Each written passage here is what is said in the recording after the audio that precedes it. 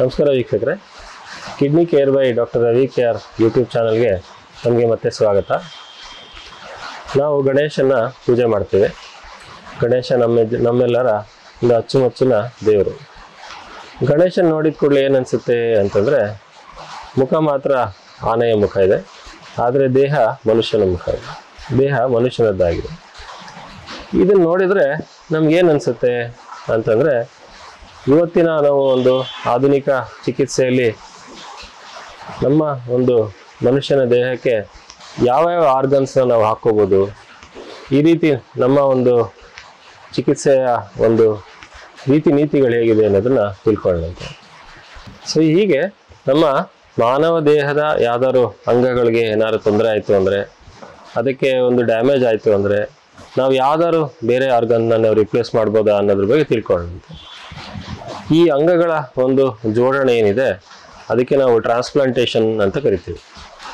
ಈ ಅಂಗ ಜೋಡಣೆ ಅಥವಾ ಟ್ರಾನ್ಸ್ಪ್ಲಾಂಟೇಷನ್ ಅಂದರೆ ಏನು ಅಂದರೆ, ನಮ್ಮ ಮಾನವ ದೇಹದ ಯಾವ್ದಾದ್ರು ಒಂದು ಪಾರ್ಟ್, ಅದು ಒಂದು ಟಿಶ್ಯೂ ಆಗಿರ್ಬೋದು ಅಥವಾ ಒಂದು ಬಾಡಿ ಆರ್ಗನ್ ಪಾರ್ಟ್ ಇರ್ಬೋದು. ಈ ಟಿಶ್ಯೂ ಅಥವಾ ಬಾಡಿ ಆರ್ಗನ್ ಪಾರ್ಟ್ ಏನಾದರೂ ಆ ತನ್ನ ಕ್ರಿಯೆಯನ್ನು ಮಾಡ್ಲಿಕ್ಕೆ ಆಗ್ತಾ ಇಲ್ಲ, ಅದು ಫೇಲ್ಯೂರ್ ಆಗ್ತಾ ಇದೆ ಅಥವಾ ಫೇಲ್ಯೂರ್ ಆಗಿದೆ ಅಂತಂದಾಗ ನಾವು ಆ ಪಾರ್ಟ್ನ ಅಥವಾ ಆ ಆರ್ಗನ್ನ ಬೇರೆ ರೀತಿಯಿಂದ ಅದನ್ನು ತೆಗೆದು ಮತ್ತೆ ಮರುಜೋಡಣೆ ನಾವು ಬೇರೆ ಕಡೆಯಿಂದ ಹಾಕೋದಕ್ಕೆ ನಾವು ಟ್ರಾನ್ಸ್ಪ್ಲಾಂಟೇಷನ್ ಅಥವಾ ಅಂಗದಾನ ಅಂತ ಕರಿತೀವಿ, ಅಂಗ ಜೋಡಣೆ ಅಂತ ಕರಿತೀವಿ. ಸೊ ಇದು ನಮ್ಮ ಮಾನವ ದೇಹದಲ್ಲಿ ಯಾವ ರೀತಿ ಈ ಅಂಗ ಜೋಡಣೆಗಳು ಸಾಧ್ಯ ಇದೆ, ಯಾವ ಆರ್ಗನ್ಸ್ನ ನಾವು ರಿಪ್ಲೇಸ್ ಮಾಡ್ಬೋದು ಅನ್ನೋದ್ರ ಬಗ್ಗೆ ನಾವು ಚರ್ಚೆ ಮಾಡೋಣಂತೆ. ಈ ಟ್ರಾನ್ಸ್ಪ್ಲಾಂಟೇಷನ್ ಅಂತ ಬಂದಾಗ, ಈ ಟ್ರಾನ್ಸ್ಪ್ಲಾಂಟೇಷನ್ ನಾವು ಯಾರನ್ನ ತಗೋಬೋದು ಅಂತಂದರೆ, ಒಂದು ಲಿವಿಂಗ್ ಡೋನರ್ ಅಂದರೆ ಇನ್ನೂ ಜೀವಂತವಾಗಿರಬೇಕಾದಂತಾಗಲೇ ನಾವು ತಗೊಳ್ಳುವಂಥ ಒಂದು ಪ್ರಕ್ರಿಯೆ, ಇದಕ್ಕೆ ಲಿವಿಂಗ್ ಡೊನೇಷನ್ ಅಂತ ಕರಿತೇವೆ. ಅಥವಾ ಒಂದು ಮರಣ ನಂತರ ಅಥವಾ ಡಿಸೀಸ್ಡ್ ಡೊನೇಷನ್ ಅಂತ ಕೂಡ ಕರಿತೇವೆ. ಹೀಗೆ ಇದು ನಾವು ಲಿವಿಂಗ್ ಅಂದರೆ ಜೀವಂತವಾಗಿರ್ಬೇಕಾದ್ರೆ ನಾವು ಅಂಗಾಂಗ ದಾನಗಳು ಮಾಡ್ಬೋದು, ಅಥವಾ ನಾವು ಡೆತ್ ಆದ ನಂತರ ಕೂಡ ಆರ್ಗನ್ ಡೊನೇಷನ್ ನಾವು ಮಾಡ್ಬೋದು. ಅಲ್ಲದೆ ಕೆಲವೊಂದು ಸನ್ನಿವೇಶದಲ್ಲಿ ಪ್ರಾಣಿಗಳಿಂದ ನಾವು ಕೂಡ ಆರ್ಗನ್ನ ನಾವು ತಗೊಳ್ಬೋದು, ಅದಕ್ಕೆ ನಾವು ಝೀನೋ ಟ್ರಾನ್ಸ್ಪ್ಲಾಂಟೇಷನ್ ಅಂತ ಕರಿತೇವೆ. ಹೀಗೆ ನಾವು ಅಂಗಾಂಗಗಳ ದಾನಗಳ ಬಗ್ಗೆ ನಾವು ಚರ್ಚೆ ಮಾಡಬೇಕಾದ್ರೆ, ಅದರಲ್ಲಿ ನಾವು 3 ವಿಧವಾದ ಒಂದು ಅಂಗಗಳ ಅಥವಾ ಆರ್ಗನ್ ಟಿಶ್ಯೂ ಡೊನೇಷನ್ ಅಂತ ಕರಿತೇವೆ. ಅದರಲ್ಲಿ ಮೊದಲನೇ ಅದು ಅಂತಂದರೆ ಆಟೋ ಟ್ರಾನ್ಸ್ಪ್ಲಾಂಟೇಷನ್. ಅಂದರೆ ನಮ್ಮದೇ ದೇಹದ ಒಂದು ಅಂಗವನ್ನು ಬೇರೆ ಜಾಗದಿಂದ ಇನ್ನೊಂದು ಬೇರೆ ಜಾಗ, ಯಾವ ಜಾಗಕ್ಕೆ ಅದು ಅವಶ್ಯಕತೆ ಇದೆ ಅದಕ್ಕೆ ನಾವು ಮರುಜೋಡಣೆ ಮಾಡ್ತೀವಿ ಅಥವಾ ಅಲ್ಲಿಂದ ತೆಗೆದು ಇನ್ನೊಂದು ಕಡೆ ಹಾಕ್ತೀವಿ. ಇದಕ್ಕೆ ನಾವು ಆಟೋ ಟ್ರಾನ್ಸ್ಪ್ಲಾಂಟೇಷನ್ ಅಂತ ಕರಿತೀವಿ. ಆಟೋ ಟ್ರಾನ್ಸ್ಪ್ಲಾಂಟೇಷನ್ಗೆ ಉದಾಹರಣೆ ಅಂತಂದರೆ ನಮ್ಮ ಸ್ಕಿನ್, ಚರ್ಮ. ಈ ಒಂದು ಕಡೆ ಚರ್ಮ ಯಾವುದೋ ಕಾರಣದಿಂದ ಇನ್ಫೆಕ್ಷನ್ ಆಗಿದೆ ಅಥವಾ ಆ ಜಾಗದಲ್ಲಿ ಚರ್ಮ ಬೆಳೀತಿಲ್ಲ ಅಂತಂದರೆ, ಬೇರೆ ಜಾಗಗಳಿಂದ ನಾವು ಅದನ್ನು ಚರ್ಮವನ್ನು ತೆಗೆದು ಬೇರೆ ಕಡೆ ಹಾಕ್ಬೋದು. ಇದಕ್ಕೆ ನಾವು ಆಟೋ ಟ್ರಾನ್ಸ್ಪ್ಲಾಂಟೇಷನ್ ಅಂತೀವಿ. ಅಂದರೆ ನಮ್ಮದೇ ದೇಹದ ಒಂದು ಭಾಗವನ್ನು ಬೇರೆ ಕಡೆ ಅದಕ್ಕೆ ವರ್ಗಾವಣೆ ಮಾಡೋದು, ಇದಕ್ಕೆ ನಾವು ಆಟೋ ಟ್ರಾನ್ಸ್ಪ್ಲಾಂಟೇಷನ್ ಅಂತ ಕರಿತೇವೆ. ಇನ್ನೊಂದು ಇಂಪಾರ್ಟೆಂಟ್ ಮೆಥಡ್ ಆಫ್ ಟ್ರಾನ್ಸ್ಪ್ಲಾಂಟ್ ಅಂತಂದರೆ ಆಲೋಗ್ರಾಫ್ಟ್ ಟ್ರಾನ್ಸ್ಪ್ಲಾಂಟೇಷನ್. ಆಲೋಗ್ರಾಫ್ಟ್ ಅಂತಂದರೆ ಒಂದೇ ಸ್ಪೀಶೀಸ್, ಅಂದರೆ ಈಗ ಮನುಷ್ಯನಿಂದ ಕೊಡೋದು, ಅಥವಾ ಬೇರೆ ಮೃಗಗಳಿದ್ರೆ, ಈಗ ನಾಯಿಗಳ ಬಗ್ಗೆ ನಾವು ಚರ್ಚೆ ಮಾಡಿದ್ರೆ ಒಂದು ನಾಯಿಯಿಂದ ಇನ್ನೊಂದು ನಾಯಿ ಕೊಡೋದು, ಅಥವಾ ಒಂದು ರ್ಯಾಬಿಟಿಂದ ಇನ್ನೊಂದು ರ್ಯಾಬಿಟ್ ಕೊಡೋದು, ಇದಕ್ಕೆ ನಾವು ಆಲೋಗ್ರಾಫ್ಟ್ ಅಂತ ಕರಿತೇವೆ. ಅಂದರೆ ಒಂದೇ ಸ್ಪೀಸೀಸ್ನ ಒಂದು ಆರೋಗ್ಯವಾಗಿರುವಂಥ ಒಂದು ದೇಹದಿಂದ ಇನ್ನೊಬ್ಬರಿಗೆ ಯಾರಿಗೆ ಅವಶ್ಯಕತೆ ಇದೆ ಅದಕ್ಕೆ ನಾವು ಟ್ರಾನ್ಸ್ಪ್ಲಾಂಟೇಷನ್ ಮಾಡಿದ್ವಿ ಅಂದರೆ ಅದಕ್ಕೆ ಆಲೋಗ್ರಾಫ್ಟ್ ಟ್ರಾನ್ಸ್ಪ್ಲಾಂಟೇಷನ್ ಅಂತ ಕರಿತೇವೆ. ಇನ್ನೊಂದು 3ನೇವಾದ ಒಂದು ಟೈಪ್ ಅಂತಂದರೆ ಝೀನೋ ಟ್ರಾನ್ಸ್ಪ್ಲಾಂಟೇಷನ್ ಅಂತ ಕರಿತೀವಿ. ಝೀನೋ ಟ್ರಾನ್ಸ್ಪ್ಲಾಂಟೇಷನ್ ಅಂದರೆ ಏನು ಅಂದರೆ, ಬೇರೆ ಸ್ಪೀಶೀಸ್, ಉದಾಹರಣೆಗೆ ಮಾನವನಿಗೆ ಅವಶ್ಯಕತೆ ಇದ್ದಾಗ ಇನ್ನೊಂದು ಒಂದು ಅನಿಮಲ್ನಿಂದ, ಉದಾಹರಣೆಗೆ ಪಿಗ್ಗಿಂದ ನಾವು ಯೂಸ್ ಮಾಡ್ಬೋದು, ಇದಕ್ಕೆ ನಾವು ಝೀನೋ ಟ್ರಾನ್ಸ್ಪ್ಲಾಂಟೇಷನ್ ಅಂತ ಕರಿತೇವೆ. ಅಂದರೆ ಬೇರೆ ಸ್ಪೀಶೀಸಿಂದ ನಮ್ಮ ಮಾನವನ ದೇಹಕ್ಕೆ ಒಂದು ಯಾವ್ದಾದ್ರು ನಾವು ಆರ್ಗನ್ ಅಥವಾ ಟಿಶ್ಯೂನ ನಾವು ತಗೊಂಡ್ರೆ ಅದಕ್ಕೆ ನಾವು ಝೀನೋ ಟ್ರಾನ್ಸ್ಪ್ಲಾಂಟೇಷನ್ ಅಂತ ಕರಿತೀವಿ. ಉದಾಹರಣೆಗೆ ನಾವೀಗೆಲ್ಲ ನೋಡ್ತಿರುವ ಹಾಗೆ ಪಿಗ್ಗನ್ನ ನಾವು ಸಾಮಾನ್ಯವಾಗಿ ಈ ಝೀನೋ ಟ್ರಾನ್ಸ್ಪ್ಲಾಂಟೇಷನ್ಗೆ ಯೂಸ್ ಮಾಡ್ತೇವೆ. ಸೊ ಈ ರೀತಿಯಾದ ಒಂದು ಟ್ರಾನ್ಸ್ಪ್ಲಾಂಟೇಷನ್ ಅಥವಾ ಅಂಗಗಳ ದಾನ ಬಗ್ಗೆ ನಾವು ಡಿಸ್ಕಸ್ ಮಾಡ್ಬೇಕಾದ್ರೆ, ಯಾವ್ಯಾವ ಪಾರ್ಟ್ನ ನಾವು ಯಾವ್ಯಾವ ಅಂಗಗಳನ್ನು ನಾವು ಸಾಧಾರಣವಾಗಿ ಟ್ರಾನ್ಸ್ಪ್ಲಾಂಟೇಷನ್ಗೆ ಉಪಯೋಗಿಸ್ತೀವಿ ಅಥವಾ ಯಾವಗಳ ಅಂಗಗಳ ದಾನಗಳು ಸಾಧ್ಯ ಇದೆ ಅಂದರೆ, ಕಾಮನ್ ಆಗಿ ಆಗುವಂತ ಅಂಗಾಂಗಗಳ ದಾನ ಅಂದ್ರೆ ಕಿಡ್ನಿ ಟ್ರಾನ್ಸ್ಪ್ಲಾಂಟೇಶನ್. ಇದು ವಿಶ್ವದಾದ್ಯಂತ ಮೋಸ್ಟ್ ಕಾಮನ್. ಭಾರತದಲ್ಲಿ ಕೂಡ ಪ್ರಪಂಚದಲ್ಲಿ ಕೂಡ ಕಿಡ್ನಿ ಟ್ರಾನ್ಸ್ಪ್ಲಾಂಟೇಶನ್ ತುಂಬಾ ಕಾಮನ್. ಇನ್ನೊಂದು ಮುಖ್ಯವಾದ ಅಂಗಗಳ ಟ್ರಾನ್ಸ್ಪ್ಲಾಂಟೇಶನ್ ಅಂದ್ರೆ ಲಿವರ್ ಟ್ರಾನ್ಸ್ಪ್ಲಾಂಟೇಶನ್. ಇದರಲ್ಲಿ ಕೂಡ ಲಿವಿಂಗ್ ಡೋನರ್ ಕೂಡ ಇರ್ತಾರೆ, ಹಾಗೆ ಡಿಸೀಸ್ ಡೋನರ್ ಕೂಡ ಇರ್ತಾರೆ. ಮೂರನೇದು ಅಂತಂದ್ರೆ ಹಾರ್ಟ್ ಟ್ರಾನ್ಸ್ಪ್ಲಾಂಟೇಶನ್. ನಾಲ್ಕನೇದು ಲಂಗ್ ಟ್ರಾನ್ಸ್ಪ್ಲಾಂಟೇಶನ್ ಅಂದ್ರೆ ಶ್ವಾಸಕೋಶ. ಐದನೇದು ಅಂದ್ರೆ ಇಂಟೆಸ್ಟೈನ್ಸ್ ಟ್ರಾನ್ಸ್ಪ್ಲಾಂಟೇಶನ್ ಮಾಡ್ಬೋದು. ಆರನೇದು ನಾವು ಪ್ಯಾನ್ಕ್ರಿಯಾಸ್ ಕೂಡ ಟ್ರಾನ್ಸ್ಪ್ಲಾಂಟೇಶನ್ ಮಾಡ್ಬೋದು. ಇದು ಅಂಗಗಳ ದಾನಗಳಲ್ಲಿ ಬೇರೆ ಬೇರೆ ರೀತಿಯಾದ ಯಾವ ಅಂಗಗಳು ಅಂತಂದ್ರೆ kidney, liver, heart, lung, intestine ಹಾಗೂ ಪ್ಯಾನ್ಕ್ರಿಯಾಸ್. ಈ ಎಲ್ಲ ಆರ್ಗನ್ಗಳು ಮೋಸ್ಟ್ ಕಾಮನ್ ಆಗಿ ನಾವು ಭಾರತದಲ್ಲಿ ಅಥವಾ ನಮ್ಮ ಪ್ರಪಂಚದಲ್ಲಿ ಟ್ರಾನ್ಸ್ಪ್ಲಾಂಟೇಶನ್ ನಡೀತಿದೆ. ಇನ್ನ ಕೆಲವು ಟಿಶ್ಯೂಸ್ನ ಕೂಡ ನಾವು ಟ್ರಾನ್ಸ್ಪ್ಲಾಂಟೇಶನ್ ಮಾಡ್ತೇವೆ. ಈ ಟಿಶ್ಯೂಸ್ ಯಾವ್ದಪ್ಪ ಅಂತಂದ್ರೆ ಸ್ಕಿನ್ ಇರ್ಬೋದು, ಕಾರ್ನಿಯಾ ಇರ್ಬೋದು, ಅಂದ್ರೆ ನಮ್ಮ ಕಣ್ಣಿನ ಒಂದು ಭಾಗ ಕಾರ್ನಿಯಾ ಅಂತ ಕರಿತೇವೆ, ಬೋನ್ ಇರ್ಬೋದು. ಇದು ಮುಖ್ಯವಾಗಿ ನಾವು ಟಿಶ್ಯೂ ಟ್ರಾನ್ಸ್ಪ್ಲಾಂಟೇಶನ್ ನಲ್ಲಿ ಬಳಸುವಂತ ಒಂದು ದೇಹದ ಭಾಗಗಳು. ಹೀಗೆ ನಾವು ಅಂಗಾಂಗಗಳ ದಾನ ಬಗ್ಗೆ ಡಿಸ್ಕಸ್ ಮಾಡ್ತಾ ಇದ್ವಿ.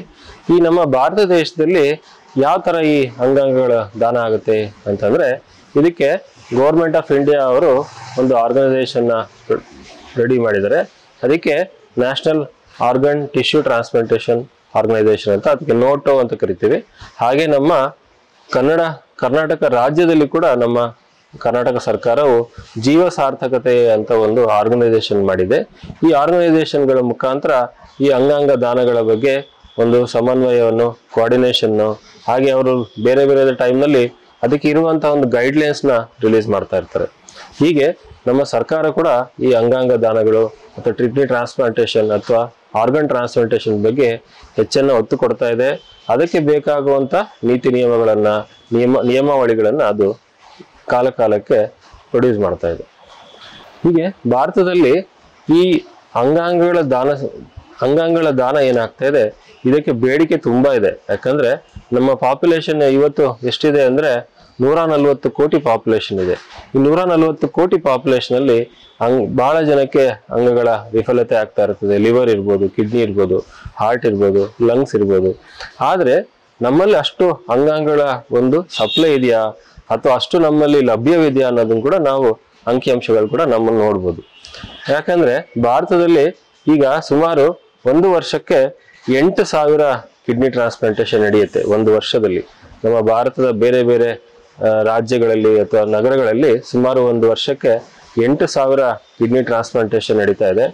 ಆದ್ರೆ ಅದಕ್ಕೆ ಇವತ್ತು ಬೇಡಿಕೆ ಇರೋದು 2 ಲಕ್ಷ. ಅಂದ್ರೆ ಸುಮಾರು ಸರಿ ಒಂದು ವರ್ಷಕ್ಕೆ 2 ಲಕ್ಷ ಜನಕ್ಕೆ ಈ ಕಿಡ್ನಿ ಟ್ರಾನ್ಸ್ಪ್ಲಾಂಟೇಶನ್ ಅವಶ್ಯಕತೆ ಇರುತ್ತೆ.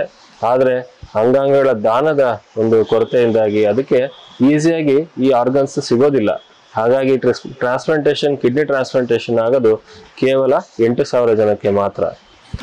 ಹಾಗೆ ಲಿವರ್ ಟ್ರಾನ್ಸ್ಪ್ಲಾಂಟೇಶನ್ ಬಗ್ಗೆ ನಾವು ನೋಡ್ತಾ ಹೋದ್ರೆ ನಮ್ಮ ಭಾರತದಲ್ಲಿ 1500ರಿಂದ 2,000 ಲಿವರ್ ಟ್ರಾನ್ಸ್ಪ್ಲಾಂಟ್ಗಳು ಪ್ರತಿ ವರ್ಷ ನಡೆಯುತ್ತೆ. ಆದ್ರೆ ಅದಕ್ಕೆ ರಿಕ್ವೈರ್ಮೆಂಟ್ ಅಂದ್ರೆ ಬೇಡಿಕೆ ಇರೋದು ಸುಮಾರು ವರ್ಷಕ್ಕೆ 25ರಿಂದ 30,000 ಜನಕ್ಕೆ ಆ ಲಿವರ್ ಟ್ರಾನ್ಸ್ಪ್ಲಾಂಟ್ ಅವಶ್ಯಕತೆ ಇರುತ್ತೆ. ಆದ್ರೆ ನಮ್ಮಲ್ಲಿ ಇರುವಂತಹ ಒಂದು ಟ್ರಾನ್ಸ್ಪ್ಲಾಂಟೇಶನ್ ಫೆಸಿಲಿಟಿ ಅಥವಾ ಅದನ್ನ ಟ್ರಾನ್ಸ್ಪ್ಲಾಂಟೇಶನ್ ಸಾಧ್ಯ ಆಗೋದು ಕೇವಲ 1,500ರಿಂದ 2,000 ಜನಕ್ಕೆ ಮಾತ್ರ. ಹೀಗೆ ಭಾರತದಲ್ಲಿ ಹಾರ್ಟ್ ಟ್ರಾನ್ಸ್ಪ್ಲಾಂಟೇಶನ್ ಬಗ್ಗೆ ನೋಡ್ತಾ ಹೋದ್ರೆ ವರ್ಷಕ್ಕೆ ಸುಮಾರು ಸರಿ 100ರಿಂದ 200 ಜನಕ್ಕೆ ಹಾರ್ಟ್ ಟ್ರಾನ್ಸ್ಪ್ಲಾಂಟೇಶನ್ ಆಗುತ್ತೆ. ಆದ್ರೆ ಹಾರ್ಟ್ ಫೇಲ್ಯೂರ್ ಇಂದ ಹಾರ್ಟ್ ಆಗಿ ಬಳಲ್ತಾ ಇರೋರು ಅಥವಾ ಹಾರ್ಟ್ ಟ್ರಾನ್ಸ್ಪ್ಲಾಂಟೇಶನ್ ಅವಶ್ಯಕತೆ ಇರುವವರ ಸಂಖ್ಯೆ ಭಾರತದಲ್ಲಿ ತುಂಬಾ ಜಾಸ್ತಿ ಇದೆ. ಹಾಗೆ ಲಂಗ್ಸ್ ಕೂಡ ಟ್ರಾನ್ಸ್ಪ್ಲಾಂಟೇಶನ್ ಆಗುತ್ತೆ ಭಾರತದಲ್ಲಿ. ಸುಮಾರು ಒಂದು ವರ್ಷದಲ್ಲಿ 150ರಿಂದ 200 ಜನಕ್ಕೆ ಲಂಗ್ ಟ್ರಾನ್ಸ್ಪ್ಲಾಂಟೇಶನ್ ಆಗುತ್ತೆ. ಈ ಲಂಗ್ ಟ್ರಾನ್ಸ್ಪ್ಲಾಂಟೇಶನ್ ನಾವು ಕೊರೋನಾ ಟೈಮ್ನಲ್ಲಿ ಅಥವಾ ಕೋವಿಡ್ ಇನ್ಫೆಕ್ಷನ್ ಟೈಮ್ನಲ್ಲಿ ಬಹಳಷ್ಟು ಜನಕ್ಕೆ ಈ ಲಂಗ್ ಟ್ರಾನ್ಸ್ಪ್ಲಾಂಟೇಶನ್ ಕೂಡ ಆಗಿದೆ. ಆದ್ರೆ ನಮ್ಮ ಭಾರತದಲ್ಲಿ ಅದಕ್ಕೆ ನೆಸೆಸಿಟಿ ಇರೋದು ತುಂಬಾ ಹೈ ಇರುತ್ತದೆ. ಹೀಗೆ ನೋಡೋದ್ರಲ್ಲ ವೀಕ್ಷಕರೇ, ಲಿವರ್ ಆಗ್ಬೋದು, ಕಿಡ್ನಿ ಆಗ್ಬೋದು, ಲಂಗ್ಸ್ ಆಗ್ಬೋದು, ಹಾಗೆ ಹಾರ್ಟ್ ಆಗ್ಬೋದು ಅಥವಾ ಹಾರ್ಟ್ನ ಬೇರೆ ಬೇರೆ ವಾಲ್ವ್ಸ್ ಆಗ್ಬೋದು. ಇದಕ್ಕೆ ಬೇಡಿಕೆ ತುಂಬಾ ಜಾಸ್ತಿ ಇದೆ. ಅಂದ್ರೆ ಆ ಕಾಯಿಲೆಗಳಿಂದ ನರಳುವಂತಿರೋರು ತುಂಬಾ ಜಾಸ್ತಿ ಇದೆ. ಆದ್ರೆ ನಾವು ಅದಕ್ಕೆ ಅಂಕಿಅಂಶಗಳನ್ನು ನೋಡಿದ್ರೆ ಯಾರಿಗೆ ಆ ಅಂಗಗಳ ಅವಶ್ಯಕತೆ ಇದೆ ಅದು ಸಿಗ್ತಾ ಇರೋದು ಬಹಳ ಕಡಿಮೆ ಜನಕ್ಕೆ ಮಾತ್ರ. ಹಾಗಾದ್ರೆ ಈ ಆರ್ಗನ್ ಟ್ರಾನ್ಸ್ಪ್ಲಾಂಟೇಶನ್ ನಾವು ಇಂಪ್ರೂವ್ಮೆಂಟ್ ಮಾಡ್ಬೇಕು ಅಂದ್ರೆ ಏನ್ ಮಾಡ್ಬೋದು ಅನ್ನೋದ್ರ ಬಗ್ಗೆ ನೋಡೋಣಂತೆ. ಅದಕ್ಕೆ ನಮ್ಗೇನ್ ಅನ್ಸುತ್ತೆ ಅಂದ್ರೆ ಬಹಳಷ್ಟು ಜನ ದಾನ ಮಾಡ್ತೀವಿ ಅಂತ ಹೇಳ್ತಾರೆ, ಆದ್ರೆ ಅಂಗಗಳ ದಾನನೇ ಶ್ರೇಷ್ಠ ದಾನ ಅಂತ ನಮಗೆ ಇವತ್ತು ಅನ್ನಿಸ್ತಾ ಇದೆ. ಯಾರಿಗೆ ಈ ಆರ್ಗನ್ನ ಅವಶ್ಯಕತೆ ಇರುತ್ತೆ, ಅವರ ಒಂದು ಬೇಡಿಕೆ ಇರುತ್ತೆ, ಯಾರಿಗೆ ಇದ್ರ ಬಗ್ಗೆ ಬಹಳಷ್ಟು ಜನಕ್ಕೆ ಅವಶ್ಯಕತೆ ಇರುತ್ತೆ, ಅವರಿಗೆ ಈ ದಾನ ಸಿಕ್ಕಿದ್ರೆ ಎಷ್ಟು ಖುಷಿಯಾಗಿರ್ತಾರೆ ಅಂತಂದ್ರೆ ಅವ್ರಿಗೆ ಅದಕ್ಕೆ ಬರುವಂತ ಖುಷಿ ಇನ್ನೊಂದಲ್ಲಿ ಇರೋದಿಲ್ಲ. ಹಾಗೆ ಈ ಒಂದು ಅಂಗಗಳ ದಾನ ಆಗಿರ್ಬೋದು ಅಥವಾ ಇದ್ರ ಬಗ್ಗೆ ಜನಕ್ಕೆ ಮಾಹಿತಿ ಬಂದು ಅವ್ರ ಬಗ್ಗೆ ಇನ್ನೊಂದು ಉತ್ತೇಜನ ಮಾಡುವಂತ ಒಂದು ಕೆಲಸ ಏನಿದೆ ಅದು ತುಂಬಾ ಇಂಪಾರ್ಟೆಂಟ್. ಬಹಳಷ್ಟು ಜನ ಏನಂತಾರೆ, ನಾನು ಟ್ರಾನ್ಸ್ಪ್ಲಾಂಟೇಶನ್ ಆಗ್ಬೇಕು ಅಂದ್ರೆ ಅಯ್ಯೋ ನನಗೆ ಕಿಡ್ನಿ ಕೊಟ್ರೆ ಅಥವಾ ಲಿವರ್ ಪಾರ್ಟ್ನ ನಾನು ದಾನ ಮಾಡಿದ್ರೆ ನನ್ನ ಆರೋಗ್ಯಕ್ಕೆ ಏನಾದ್ರು ತೊಂದರೆ ಆಗುತ್ತಾ ಅನ್ನೋದ್ರ ಬಗ್ಗೆ ಬಹಳಷ್ಟು ಜನಕ್ಕೆ ಒಂದು ಗಾಬರಿ ಇರ್ತದೆ. ಆದ್ರೆ ಆರೋಗ್ಯವಂತವಾಗಿರೋರು ಲಿವರ್ ಡೊನೇಷನ್ ಮಾಡೋದ್ರಿಂದ, ಕಿಡ್ನಿ ಡೊನೇಷನ್ ಮಾಡೋದ್ರಿಂದ ಅಥವಾ ಮರಣದ ನಂತರ ತಮ್ಮ ಒಂದು ಇಚ್ಛೆಯನ್ನು ನೀವು ವ್ಯಕ್ತಪಡಿಸಿ ನಿಮ್ಮ ಒಂದು ಆರ್ಗನ್ ಡೊನೇಷನ್ನ ನೀವು ಮುಂಚೆನೆ ನೀವು ಒಂದು ಆ ಏಜೆನ್ಸಿಗೆ ಜೀವ ಸಾರ್ಥಕತೆ, ನಮ್ಮ ಗೌರ್ಮೆಂಟ್ ಆಫ್ ಕರ್ನಾಟಕ ಅವ್ರು ಏನ್ ಹೇಳ್ತಾರೆ, ಜೀವ ಸಾರ್ಥಕತೆಯನ್ನ ಒಂದು ಏಜೆನ್ಸಿಗೆ ನೀವು ನಿಮ್ಮನ್ನ ರಿಜಿಸ್ಟರ್ ಮಾಡ್ಕೊಳ್ಳೋದ್ರಿಂದ ನಿಮ್ಮ ಜೀವನ ಇನ್ನೂ ಸಾರ್ಥಕವಾಗುತ್ತೆ. ನಿಮ್ಮ ಇರುವಾಗ್ಲೂ ಮತ್ತೆ ನಿಮ್ಮ ಇರುವ ನಂತರ ಕೂಡ ನೀವು ಇನ್ನೊಬ್ಬರ ಜೀವನವನ್ನು ನೀವು ಅಂಗಗಳ ದಾನದಿಂದ ಅವರ ಜೀವನವನ್ನು ಬೆಳಗಿಸ್ಬೋದು ಅನ್ನೋದ್ರ ಬಗ್ಗೆ ನಾವು ತಿಳ್ಕೊಳ್ಬೇಕು. ನೋಡೋದಲ್ಲ ವೀಕ್ಷಕರೇ, ಈ ಟ್ರಾನ್ಸ್ಪ್ಲಾಂಟೇಶನ್ ಏನಿದೆ ಅದು ಭಾರತದಲ್ಲಿ ತುಂಬಾ ಇಂಪ್ರೂವ್ಮೆಂಟ್ ಆಗಿದೆ. ಆದ್ರೆ ನಮ್ಮ ಕಮ್ಯುನಿಟಿ ಅಥವಾ ನಮ್ಮ ಸೊಸೈಟಿನಲ್ಲಿ ಇದರ ಒಂದು ಅರಿವು ಇನ್ನೂ ಜಾಸ್ತಿ ಆಗ್ಬೇಕಾಗಿದೆ. ಇನ್ನು ಹೆಚ್ಚು ಜನ ಯಾರು ಆರೋಗ್ಯವಂತ ಆಗಿದ್ದಾರೆ, ಅವರಿಗೆ ಯಾರು ಈ ಅಂಗಗಳ ಕೊರತೆ ಇದೆ, ಅವ್ರಿಗೆ ಒಂದು ಡೊನೇಷನ್ ಮಾಡೋದ್ರಿಂದ, ಆರ್ಗನ್ ಡೊನೇಷನ್ ಮಾಡೋದ್ರಿಂದ, ಹಾಗೂ ನಮ್ಮ ಜೀವನದ ನಂತರ ಅಂದ್ರೆ ನಾವು ಸತ್ತ ಮೇಲೂ ಕೂಡ ಆರ್ಗನ್ ಡೊನೇಷನ್ ನಾವು ಯಾವ್ದು ಮಾಡ್ಬೋದು ಅದನ್ನ ಮುಂಚೆನೆ ನಾವು ರಿಜಿಸ್ಟರ್ ಮಾಡ್ಕೊಳ್ಳೋದ್ರಿಂದ ನಮ್ಮ ನಂತರವೂ ಕೂಡ ನಾವು ಇರುವಾಗಲೂ ಕೂಡ ನಮ್ಮ ಒಂದು ಜೀವನವನ್ನು ಇನ್ನೂ ಹೆಚ್ಚಿನ ಒಂದು ಇನ್ನೊಬ್ಬರಿಗೆ ಹೆಲ್ಪ್ ಮಾಡ್ಬೋದು. ಹೀಗೆ ನೋಡೋದಲ್ಲ ವೀಕ್ಷಕರೇ, ನೀವು ಇರುವಾಗಲೇ ನೀವು ಅಂಗಗಳನ್ನ ದಾನ ಮಾಡೋದ್ರಿಂದ ಅಥವಾ ನೀವು ಮರಣ ನಂತರ ನೀವು ಅಂಗಾಂಗಗಳನ್ನು ದಾನ ಮಾಡೋದ್ರಿಂದ ಇನ್ನೂ ಹೆಚ್ಚಿನ ಶ್ರೇಷ್ಠವಾದ ದಾನವನ್ನು ಮಾಡ್ಬೋದು. ಯಾರಿಗೆ ಈ ಅಂಗಗಳ ಒಂದು ಕೊರತೆ ಇರ್ತದೆ, ಯಾರು ಈ ಅಂಗಗಳ ವಿಫಲತೆಯಿಂದ ಬಳಲ್ತಾ ಇರ್ತಾರೆ, ಈ ಅಂಗಗಳ ದಾನ ಮಾಡೋದ್ರಿಂದ ಅವರ ಜೀವನಕ್ಕೆ ಇನ್ನೂ ಹೊಸ ಬೆಳಕನ್ನು ನೀವು ತಂದು ಇನ್ನೂ ಅವರಿಗೆ ಪ್ರೋತ್ಸಾಹಿಸ್ಬೋದು. ನಾವೆಲ್ಲರೂ ಈ ಬರುವ ದಿವಸಗಳಲ್ಲಿ ಅಂಗಗಳ ದಾನಗಳ ಬಗ್ಗೆ ಹೆಚ್ಚು ಅರಿವು ಮೂಡ್ಕೊಳ್ಳೋಣ. ನಾವು ಈ ಅಂಗದಾನಗಳಲ್ಲಿ ನಾವು ತೊಡ್ಕೊಳ್ಳೋಣಂತೆ. ನಮಸ್ಕಾರ.